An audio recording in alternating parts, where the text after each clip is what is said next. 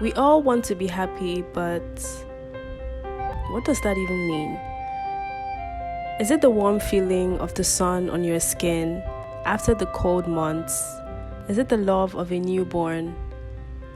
Or the remnants of lovers' lips?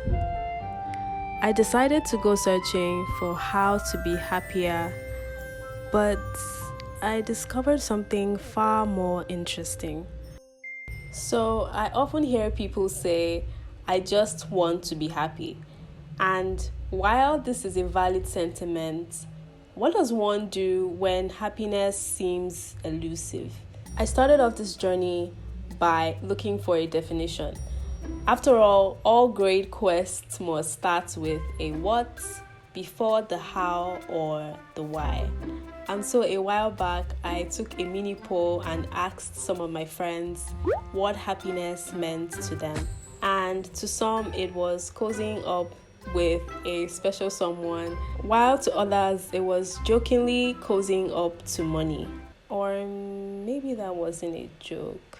Anyway, I noticed a common pattern in most of them: an attachment to someone or something. Happiness, it seemed, could not be achieved within oneself alone, but maybe it can.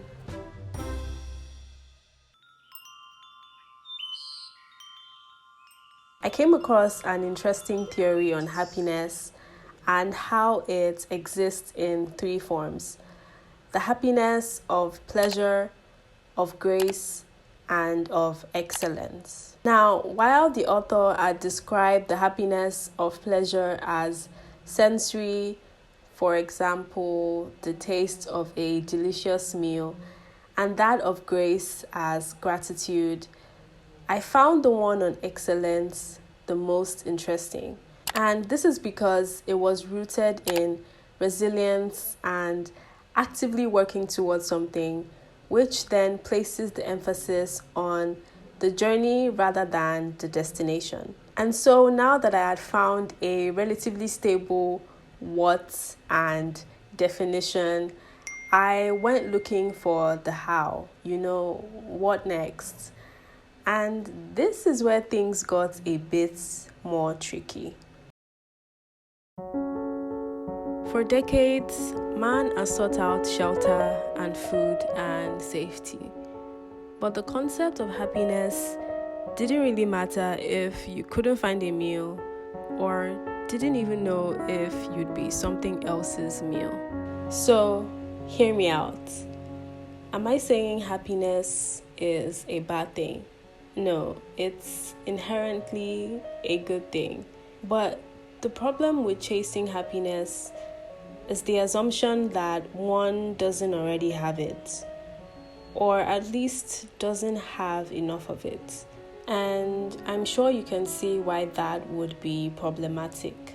A lot has happened in my country this year, and probably everywhere else, to be honest. It's been quite the year.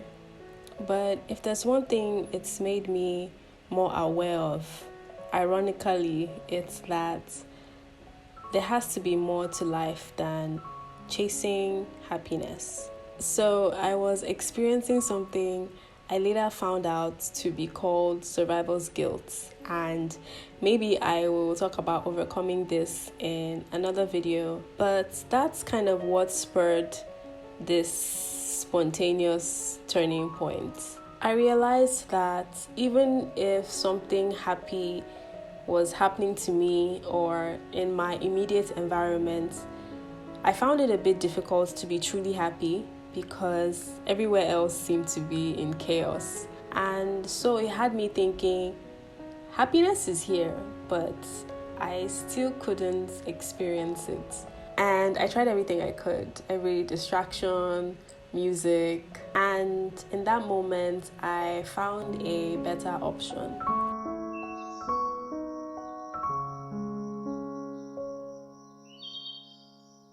And I don't even mean this in terms of the opposite of war, even though that would be pretty great as well. But I mean it more as peace of mind, peace in the mind, it takes something happening to you once for it to perpetually be in your life. And that is one of the lessons this has taught me. It's that peace is a more viable option if I had to pick between the two. But this poses a new problem because if there isn't peace in one's environment, there is not much we can do to control that.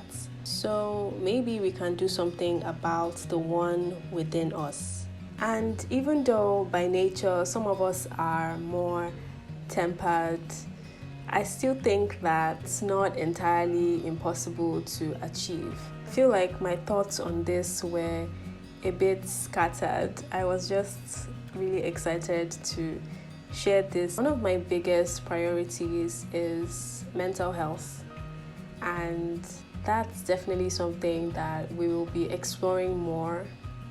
Anyway, this is just a thought. I don't know, what do you think?